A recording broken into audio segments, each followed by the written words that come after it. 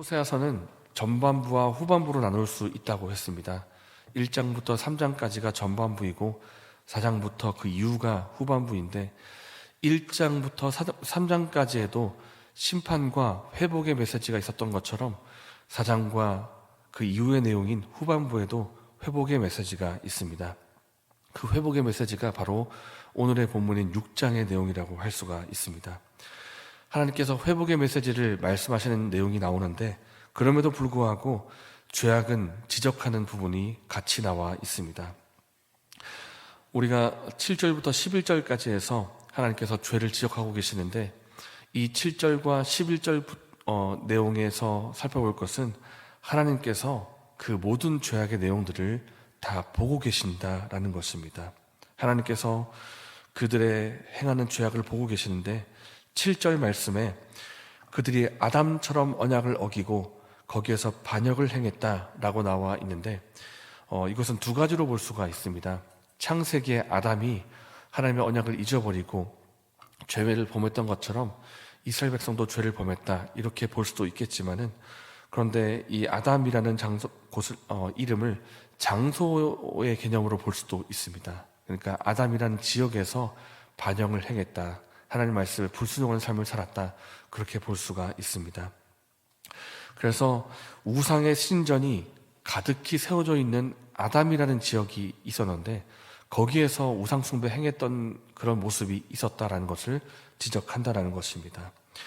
그리고 8절 말씀에 길르앗 땅이 나옵니다. 이 길르앗 땅은 이제 이스라엘의 모든 영토를 요단강 동편과 서편으로 나누면 그 동편에 해당하는 지역, 그러니까 므낫세 반 지파, 그리고 처음에 이스라엘 백성 중에 두 지파와 반 지파가 그 길르앗 지역을 차지하게 되는데 그 지역입니다. 요단강 동편에 있는 그 어느 지역인데 이 지역에서도 죄가 일어났다 이렇게 보고 있는 것입니다.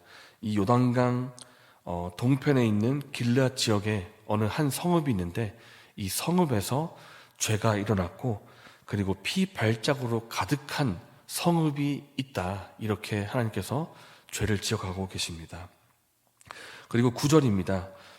제사장의 무리를 언급하고 있는데 강도 때가 사람을 기다림같이 제사장의 무리가 세겜길에서 살인하니 그들이 사악을 행하였느니라. 이것 또한 두 가지 의미로 볼 수가 있습니다.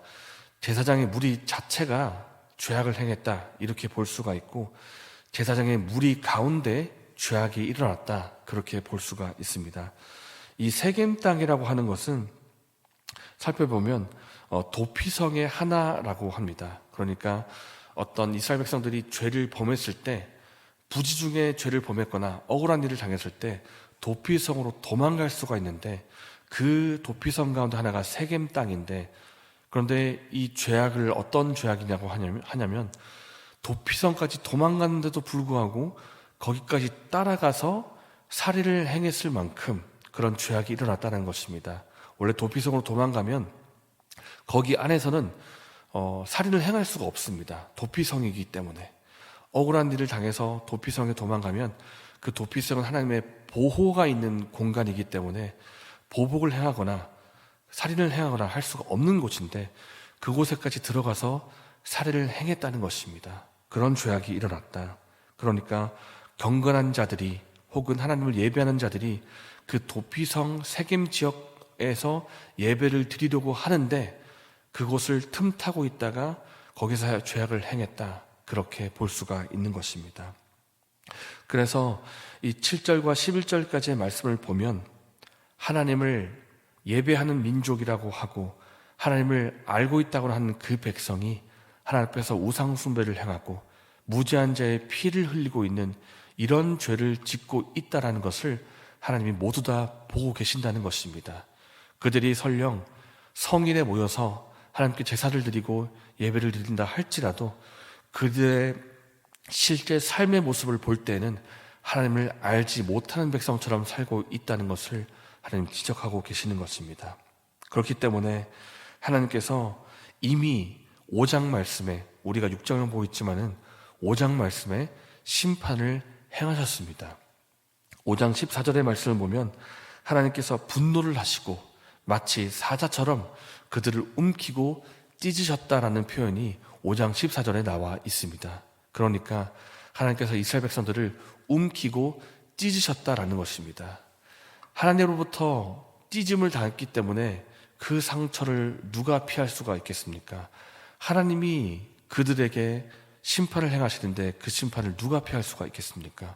그래서 심판이 이미 이루어졌든지 아니면 예정되어 있든지 그 심판은 피할 수가 없는 것입니다. 이미 하나님의 심판을 받고 찢음을 당했다, 이렇게 볼 수가 있는데, 그럼에도 불구하고 하나님께서 1절과 3절의 말씀에 싸매어 주실 것이다, 그렇게 말씀하고 있습니다.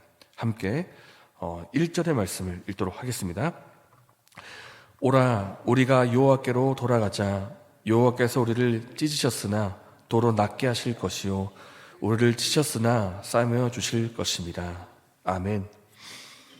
하나님께서 찢으셨기 때문에 그 심판을 피할 수가 없습니다. 그 상처는 엄청나게 깊은 것일 텐데, 너무나 감사한 것은 그렇게 됐다 할지라도 하나님께서 그 상처를 다시 싸매 주시고 회복시켜 주시겠다라는 것입니다. 회복의 하나님을 말씀하고 있는데, 너희들이 나 하나님을 떠나서 바알을 숭배하고 우상 숭배하고 말씀에 불순종하는 삶을 살았다. 그래서 내가 너희에게 심판을 행했지만은 내가 너희를 다시 돌이켜 주겠다라는 것입니다. 이렇게 회복의 메시지가 주어지고 있는데, 이렇게 회복의 메시지가 주어지고 있다면 이스라엘 백성들이 이제는 무엇을 해야 하겠습니까? 돌이켜 주겠다는 회복의 메시지를 주실 때 돌이키고 회개하는 삶을 살아야 될 것입니다. 그렇다면 이스라엘 백성들이 정말 회개한 삶을 산다면 그 삶의 모습은 어떠할 것인가라고 할 때 그것은 바로 6절의 말씀이라고 할 수가 있습니다. 제가 6절의 말씀을 읽겠습니다. 나는 인내를 원하고 제사를 원하지 아니하며 번제보다 하나님을 아는 것을 원하노라. 하나님께서 이전에 분명히 그들의 죄악에 대해서 언급하신 것처럼 너희는 나를 아는 민족이 아니다. 이 백성이 하나님을 아는 지식이 없기 때문에 망하고 있다. 이렇게 말씀을 이미 하셨습니다. 그러니까 예배는 드릴지 몰라도, 하나님의 이름은 부를지 몰라도 그들의 실제 삶은 마치 하나님을 모르는 것처럼 살고 있다는 것입니다. 그렇기 때문에 회개한다면 어떻게 회개해야 되는가? 하나님을 아는 자로서 말씀에 순종하고 우상 숭배를 버리고 하나님만을 섬기고, 그리고 하나님 앞에서는 신실하게 살고 또 이웃에게는 사랑을 베푸는 삶을 살아야 할 것입니다. 다시 말하면 주일날 예배만 드리는 것으로 내가 크리스찬이다, 나는 성도다, 그렇게 말할 것이 아니라 오늘 월요일부터 시작되는 월요일부터 토요일까지 일주일의 삶 속에서 하나님과 동행하고 말씀에 순종하는 삶을 살아야 한다는 것입니다. 하나님께서는 번제보다 하나님을 아는 것을 원하신다, 그렇게 말씀을 하십니다. 이 말씀의 뜻은 예배를 드리지 말라는 것이 아니라 주일날 예배 드리는 것도 중요하고 그 외에 월요일부터 토요일까지 진행되는 삶의 예배 또한 중요하다는 것입니다. 내가 삶 속에서, 가정에서, 직장에서, 나의 삶의 터전에서, 이웃에서 어떻게 말과 행동으로 생활하고 있는가? 내가 누가 나에게 잘못을 행했을 때 나는 그를 용서하는가? 아니면 대번에 화를 버럭내면서 분노를 하고 있지 않는가? 내 삶을 돌아보면서 말씀에 순종하는 삶, 하나님과 복음과 합당한 삶을 살자라는 것입니다. 내가 월요일부터 토요일까지 진행되는 삶 속에서 탐욕을 부리는 삶을 살고 있는가? 아니면 하나님만 의지하고 하나님 말씀에 순종하는 삶을 살고 있는가? 돌아보면서 회개하는 삶을 살자는 것입니다. 오늘 말씀을 통해서 우리의 삶을 한번 돌아보기를 소망합니다. 하나님께서 우리에게 돌이키라고 말씀하십니다. 너희들이 단순히 예배만 드리는 삶이 아니라 나 하나님을 진정으로 아는 삶을 살기 원하고 나 하나님과 동행하는 삶을 살기 원한다 말씀하십니다. 우리의 말과 행동이 어떠한가를 돌아보고 하나님을 아는 삶으로 돌이키는 저 여러분 되시기를 바랍니다. 이 시간 말씀을 생각하면서 기도하겠습니다. 하나님 아버지, 오늘부터 시작되는 월요일부터 토요일의 이 한 주간의 삶이 하나님을 아는 삶이 되기를 소망합니다.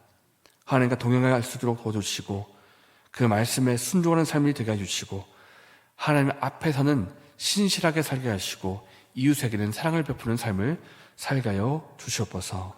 이렇게 기도하시고 개인적인 제목으로 기도하신 후에 자유롭게 돌아가시겠습니다.